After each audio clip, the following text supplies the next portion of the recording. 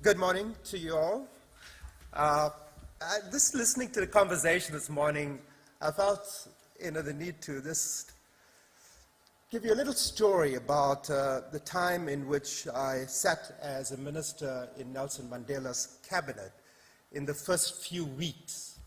And remember, we had just stepped back from the precipice of a racial catastrophe.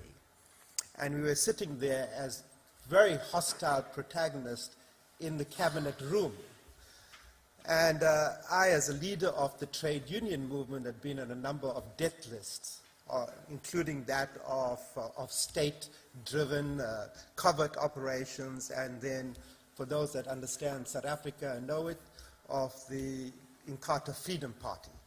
And here I was sitting next to the former president, the last president of apartheid South Africa, President de Klerk, and next to Buthelezi, who was the leader of the Inkatha Freedom Party. And someone asked me the question, how can you sit next to people who wanted to kill you and who killed or were responsible for the deaths of many of your closest comrades? And my answer was very simple, because it's a simple answer that Mandela often gave, that you do not negotiate with your friends, you negotiate with your enemies. And for me, it really was about how does one learn from the past, better understand your present, in order to deliver a better future. And so we sat around that table on the basis of principles, of objectives, of building a non-racial, democratic, non-sexist South Africa. That was the future we committed to. So when I listened to the debate today as to who should be here, who would not be here, I'm sort of struck by that metaphor, because in a sense, what are we here for? Are we not here to build a better future for the generations that come after us, to solve the human indictment on all of us that one child dies every 6 seconds of preventable causes? And so my preference, and it's, I feel it's sometimes an academic question, is that we need an open tent, actually. And we need everyone in the room so that we can have these robust conversations between ourselves of what are the right things to do, and how do we take the steps together to solve the crisis that we all face. The second thing that I feel that we need to reflect on, it's wonderful to have 33 countries committing to do something. But one thing that I do understand from business is the need for focus. So where are you going to do something? What are the resources required to do? What are the commitments a country has to give before you do it? And some of these are tough questions. Can you start a global campaign in 33 countries? Let's be realistic about this. Or are there going to be some countries that have to take the step forward? And how do you come to a consensus as to who those countries are? So I think that, paper is a wonderful thing. It accepts anything that is written on it. I think the real taste of the pudding is going to be in the eating. Who's going to do it? Where's it going to be done? And where's the first evidence that we are making progress beyond having conferences like this? So I think that, it's really wonderful to be here and to try and build the chassis of a new vehicle that we want to drive in to tackle the problems that face us. And I reflect on this and think about the last 50 years or 60 years since the end of the Second World War. The commitments on ending malnutrition, on hunger, and on development span that period. Have we asked ourselves the question why we have failed? And who has failed? Have we held people to account in terms of them having failed to deliver? And whether it's 870 million people or 1.2 billion people, it still is an indictment on all of us. And we have to ask ourselves the very critical questions of what have we done wrong? And how are we going to change how we do things?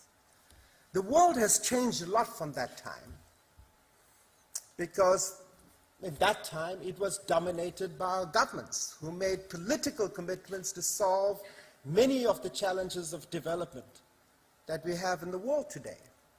But what's happened since then is that the emergence of a range of new players, non-state players, whether that's business, whether those are foundations, whether that's civil society, social movements. And so we have a very different environment, an ecosystem in which to work. And it requires new thinking. It requires new partnerships. It requires innovation.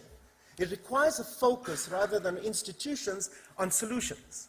And I think that's the challenge that we face today. And so I think 2012 really begins to demonstrate some of the deep malaise around the issue of food and nutrition security that was evident at the time of the Great Famine. What we are seeing is increasing and growing hunger, poverty, and inequality.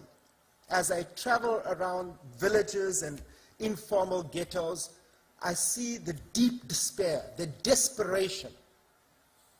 And people are giving up hope in global institutions, in multilateral processes. They're giving up hope in that their leaders will do something different to change their lives. Trust has broken down.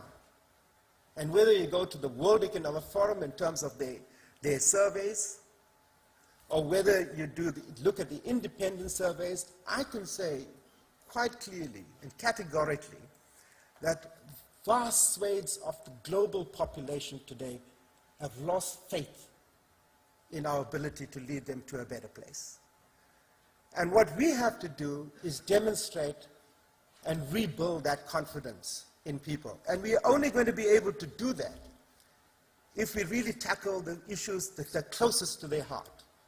When I travel to places in the north of Kenya, I see the desperation of the climate crisis, the drying up of the lakes, the eradication of the grazing lands that people lived off, the fish that are dying in those lakes.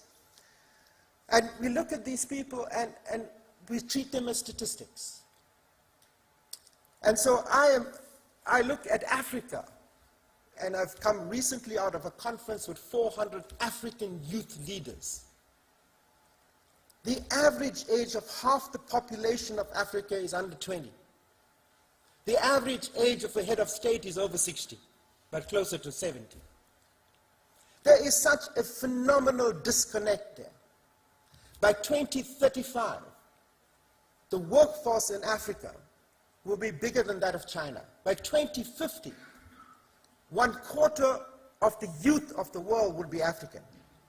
What is the future that they believe they have today, when in fact half of them that go through, even where they have the benefit of education, end up with very few skills, no jobs, and unlikely to have the dignity of labor in their lifetimes? And this is a phenomenon not just in the developing world. You come to Europe and you're seeing increasingly the same phenomenon. And I think that is the challenge that we face. And I think in that challenge, we have to look at very fundamentally different ways of solving these crises. I look at the issue of land grabs in Africa. 60% of the arable land left in the world is in Africa. I visited Mozambique recently. 6 million hectares of land have been given away to large companies and foreign governments. They have displaced communities. They are destroying biodiversity by pursuing monocropping. They are increasing household food insecurity. So here's a great opportunity that we have as Africa to not just feed the world, but to feed ourselves. And what's happening? Growing food insecurity. And if you look at some of these statistics that are coming, for example, that I've read, if you look at malnutrition, then 80% of the problem of malnutrition are the children of people who are smallholder farmers and marginal farmers. Are we looking in the right place when we want to target malnutrition. We know conclusively that if we increase the rights, the incomes, and the empowerment of women who are farmers, who produce 80% of the food in Africa and Asia, that we know that it's empirical evidence that the health, education, and nutrition of their children improve. What are we prepared to do to take a stand on that? Where women in Africa own 2% of the land and access 10% of the extension services. So these are the structural issues that we have to tackle and have the courage to tackle if we want to solve the issues of malnutrition on a systemic basis. Otherwise, we are putting on a bit of elastoplast. And we may walk out of places like this and conferences like this with feeling very good. But the reality is that those hungry will grow in numbers, and they will remain hidden from the sight of those that are in power.